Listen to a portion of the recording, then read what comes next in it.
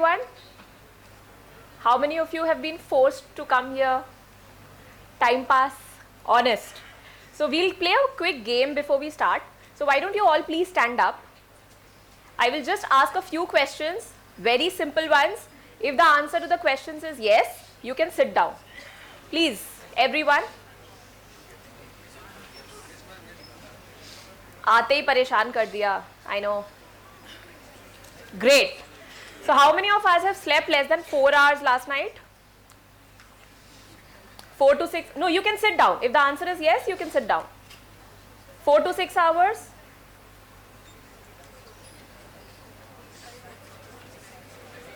6 to 8 hours? Fantastic. So pretty much everyone, right? So let's start from here. What do you mean by sustainability? This is exactly what we mean by sustainability. Do you think whoever of you slept less than 4 hours yesterday, how many days can you continue doing that? Right? Unless you are a superhuman, you cannot continue doing that for more than maybe 5 to 7 days. Right? So sustainability starts from home. That is actually what we are trying to achieve. What sustainability does not necessarily mean that you have to do something materialistic for Mother Nature. When Royal Bengal Green Tech was born, the startup that we founded 2.5 years back, our aim was to make sustainability affordable. But that means that, as a founder, I spend sleepless nights. By the way, I myself, I have committed the same offense as you. I also slept less than 4 hours last night. Not because of anything else, but the startup keeps me awake. But that is not sustainable. I can do that for 3 days, 4 days, and after that I will have these, dark circles. I cannot concentrate. Whatever I am doing, I cannot take the correct decisions. So, time. Time is the most sustainable component in our life. And we have to take care of that. We have to take care of our health. That is the first contradiction to sustainability. Now let us see, this is a glimpse of some of the recognitions that our startup has won, both nationally as well as internationally. So you will see pictures where I am at the Silicon Valley, the TIE 50 that you see here. I was there in April this year. So whenever you look at these pictures, you see, oh my God, we've received so many accolades from across the globe through, so many known established institutions. But what goes behind is that it's highly unsustainable for me to keep traveling across the world. I traveled in 380, yes, 380 cities across the world just in this year, 2024. And that is not humanly possible, but I did it. But that comes at a huge price. What price did I have to pay? When I was at the Silicon Valley receiving that award, I was doing double shifts. Why? I am a startup, I have consumers here in India, and I have to ask them how the product is working, what new you can do, what, when is the payment expected to come. So I used to set up alarms on my phone at 3 a.m. local time, and then I used to interact with them. Again, go to sleep at like 5ish, because by then they were over with their work. The offices used to get closed, all these corporations. And then again at 7 a.m. I used to get up and go to the conference where I was supposed to as a part of this immersion program. So that is not sustainable. I can do that for a week when I am there, but can I do that for a year? No. Sustainability starts at home. Now this is a glimpse of how we are trying to achieve sustainability socially. So these are two products that we are working on. The first one that you see on your right is Bhavishya Plast. This is basically the world's first 100% biodegradable plastic, which is priced same as petroleum-based plastic alternatives, while the alternatives are 3 times costlier. So through this, what we are trying to do is transform the plastic waste industry, which is actually 7 lakh crore Indian rupees worth of waste. 17% global carbon footprint. That's huge. I mean, I don't even know 7 lakh crore mein kitne zeros hai, right? So by doing this, we have not been able to actually achieve that scale yet, of course not, but this is our step towards that. And the one that you see on your left is called greasy. So that is 100% eco-friendly lubricants. This is zero petroleum, zero animal fat, made from vegetable oil. But you know what is the number one challenge we face? We have these beautiful products, all green, right? Our theme is green as well. The number one problem is technology. Let us deep dive into what can be a contradiction to sustainability with respect to technology. Technology itself involves a lot of processes. Technology can be, software, it can be hardware, it can be green tech, everything is tech these days. You have space tech, you have agri tech, food tech, med tech, tech, everything is tech. But the main fallacy there is, the main contradiction there is, when we are doing some advancement, we are not in a state at that point to analyze, by doing this, what other negative impacts can happen, what other non-sustainable or unsustainable events might get triggered, right? So giving you an example, is nobody else doing bioplastics today? Of course they are, right? But what is the problem? Why you and me are not being able to use that as much as we would like to do, or as much as the policy mandates us to do?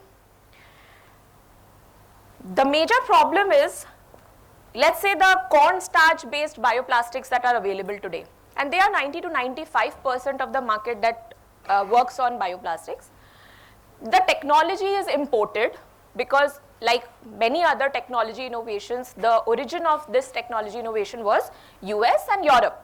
So they will obviously use their local resources. So they chose corn.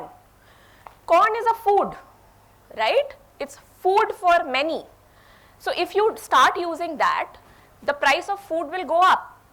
So you have to make sure you use something which is bio, which is derived from Mother Nature, but at the same time it cannot deprive somebody from food.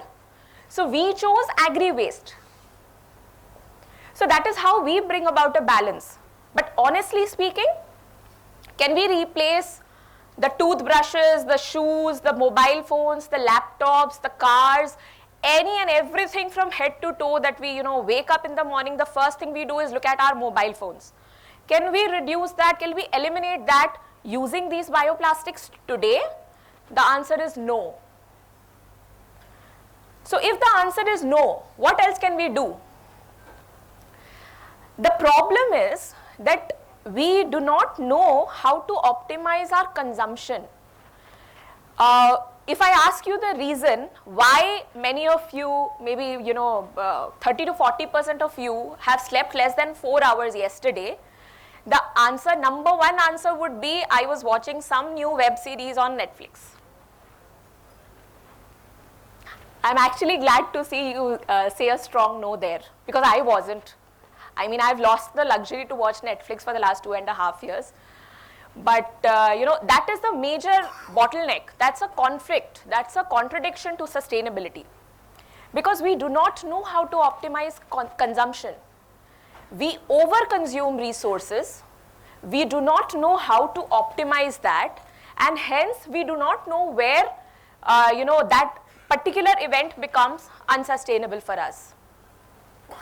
But the other challenge here is, okay, if I reduce consumption of one item, how do I substitute that with another? If today there is a policy that plastic has to be banned, and the ban was announced in July 2022 in India by the Honorable Prime Minister, and it has been in place for the last 1 decade, even more, globally. But personally, when I went to the US, I saw in India we use these paper straws more than there. I still continue to see the plastic straws being used.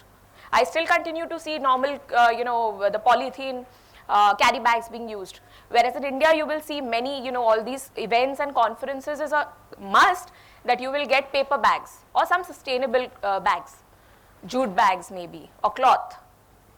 So, what are the substitutes available at hand? Remember I mentioned the cornstarch based bioplastics are 3 times costly. So fine, we can use it once or twice, but it's not sustainable. It's not truly sustainable. So if we don't have substitutes, how do we bring about this change? We have to prioritize. How do we prioritize? So if I ask you, you have to pay 3 times, right? It is by mandate. You don't have a choice. England did that. They said nothing doing. From tomorrow, everybody has to pay a premium, but you have to consume biodegradable plastics. That's their priority. They give priority to environment. They are early adopters in most of these new innovations and environmentally conscious policies. So it is very important for us to realize that is it a priority for me? And I love giving this example. You know, if there is a leakage at your home, if the tap is leaking, will you still want to watch that web series on Netflix? Or you will attend that leak because otherwise, you know, by the time you are done with your episode, you're already swimming, even if you don't know how to. So it's about priority. I am here today because this was one of my priorities.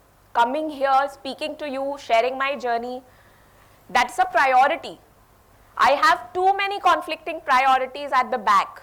I have to rush to another, commitment immediately after this meeting. But I have to prioritize. This is number 1. This is number 2. Similarly, anything to do with sustainability. If an organization does not consider it to be its priority, if we as individuals do not consider it to be a priority, if we do not think or believe that sleeping 8 hours is our priority, it's the priority of our body, we cannot remain healthy, our brain will not function. If we do not consider eating on time as our priority, you know, these are little things which you do not have to go to any organization or government or anybody for that matter. It starts from you.